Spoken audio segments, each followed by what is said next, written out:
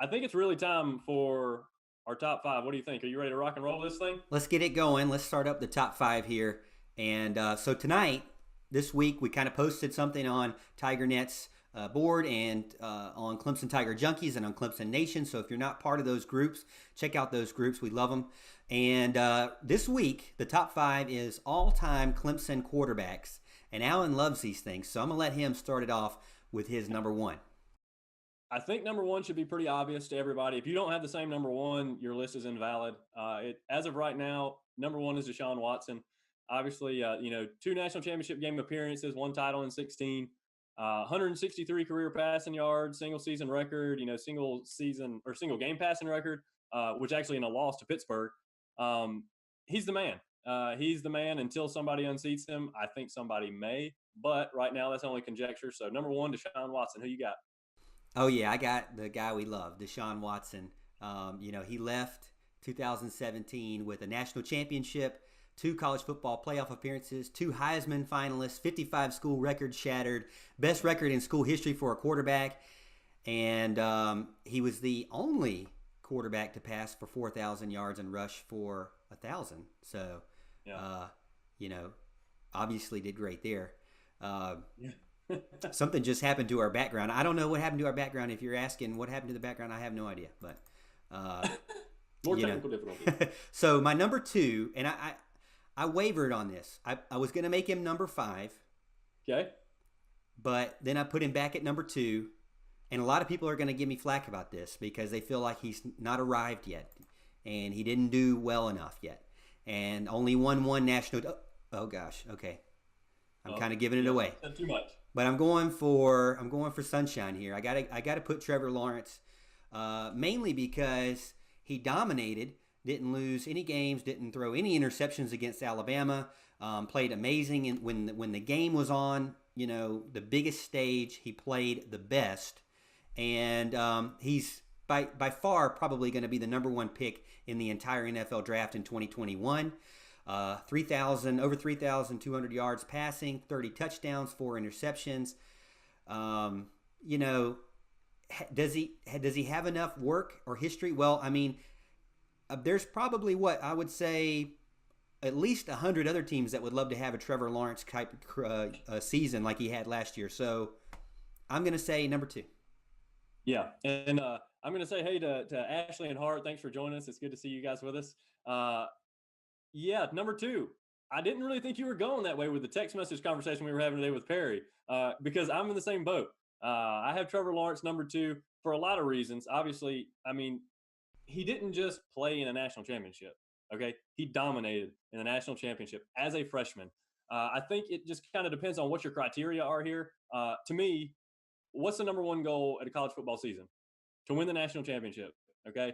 So I think those take a lot of precedence when you're ranking all-time QBs. There's a lot of things you have to take into account, and some are going to say he doesn't have the experience yet to be number 2 on the list. But I think once we decided to add Trevor Lawrence, I told you, I said, hey, are we including Trevor Lawrence in this list? And you said yes. I think once you do that, you have to almost project to a certain extent. You can't just all out project and put him at number 1 on the list. Deshaun Watson did too much for this team, but I think you have to do that to a certain extent. And he had to beat out a quarterback that took us to a playoff game. Okay, that's not an easy task, especially when the whole team was behind Kelly Bryant from the beginning. But he forced the coaching staff to say, hey, this is our guy. So I think he's number 2, and I think he deserves it already. And I think if he didn't win and didn't do well in the playoffs, right. I think that is something different.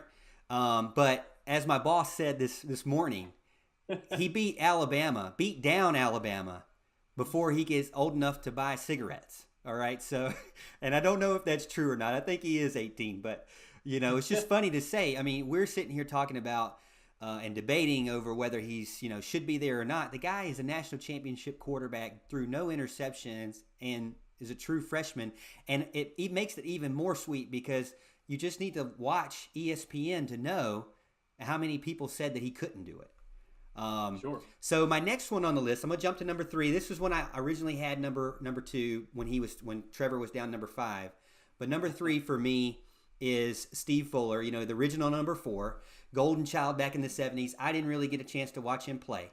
But Right. he was an All-American in 78 as well as ACC Player of the Year in 77 and 78. After 18 years of not being ranked in the top 20, he brought him back to a bowl game, led Clemson to back-to-back bowl games in years, and then finished his career with 4,359 passing yards. Isn't that crazy to think that he finished his career with 4,000, and Deshaun Watson, we just said, had 4,000 in 1 year. But still, he is, his name is in the stadium. So you can't really not have him on this list, and I really had him at number 2.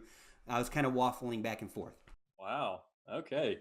So we're going to differ a little bit on that because I have Taj Boyd at number 3, which is it's really painful to a lot of people. Okay, I understand he never beat South Carolina, and that's going to sting a lot of people for a long time. But he holds a career passing yard record with 11,904 and career passing touchdowns with 107. Now, obviously, Deshaun Watson probably would have passed that had he stayed for his senior year. But still, you got to give Taj Boyd a lot of credit. Won some big games, Ohio State, LSU, the 4th and 16 game and all that kind of stuff. So Boyd, a big foundation of what we've built now, and that's why I gave him the number 3 spot. Okay. I mean, I'm not disagreeing with you there. I mean, Taj Boyd's name's not anywhere on any stadium, but I'm going with Taj Boyd. I'm going Taj Boyd number 4. Yep. And I kind of went back and forth with this too, but Taj Boyd number 4, he's the career leader in passing yards with 11,904 and passing touchdowns with 107, 133 career touchdowns, responsible for an ACC record and the 2012 All-American and ACC Player of the Year. We love him. He is one of those guys, like Ben Boulware said, was the reason Clemson got to the national championship and was able to win it, even though he wasn't on the team when they won it. I hope and I believe, I don't know if this is true or not, but I would hope that Dabo would have some sort of ring or something to give those guys that kind of built it up, that were real catalysts to build it up. Like we said so many times, he was the main guy in that dandy dozen that everybody thought, man, this is the smallest class that Clemson's had in a couple years. This is not good. And he rebounded, and it was a solid class. A lot of guys that are respectable, guys that we love. So I had Boyd at number 4. Well, I had Stevie Fuller at number 4, so we weren't that far off. I mean, you gave his stats out earlier, and so I'm not gonna repeat them, but he just didn't have the stats to me to be number 3 or higher. Again, it was a different game. Like Jason said, I'm glad Jason said that because I have it in my notes here. He played in a rushing offense. Okay, the numbers are a bit skewed, so even though he doesn't have the big numbers, he obviously his name's on the stadium, like you said. He deserved a spot on this list for sure. So I have him coming in at number 4. All right, so we're getting some people saying Hart Vaughn says Whitehurst better not ever be on that list, Alan. But big shout out to Roxy, Pat, Grant, Jessica, Mary Ellen, Ashley, and Jason. Jason had to step out, but thanks for watching with us. Ann as well, thank you for watching with us. And a lot of people saying they love Taj Boyd, and Taj was a key player, and we know that. And everybody's saying Watson for sure number 1. Yeah, we don't have no surprises there with Watson being number 1. I was going to put Charlie Whitehurst number 5 just for fun because of one of the lists that you did a couple of weeks ago, because he is the only quarterback to win 4 Carolina games in a row. But exactly right. There's plenty of quarterbacks like Deshaun and Trevor who could win 4 in a row if they would have just stayed. So that's there's no to me, we'll give him honorable mention. And let him be there. I actually have him listed as honorable mention. So we both have honorable mention, but the guy that I wanted to say number 5, and I think we're going to be on the same page here, but he's a guy I actually wanted to bring on tonight, but I might bring him on later. I felt like later on in the season would be better, but obviously Woody Dantzler, the first player in college football to, I believe it was pass for 2,000 and rush for 1,000. He was like the most electrifying running quarterback to ever be seen. And, a lot of people are going to beat us up for not having Homer Jordan, unless you have him.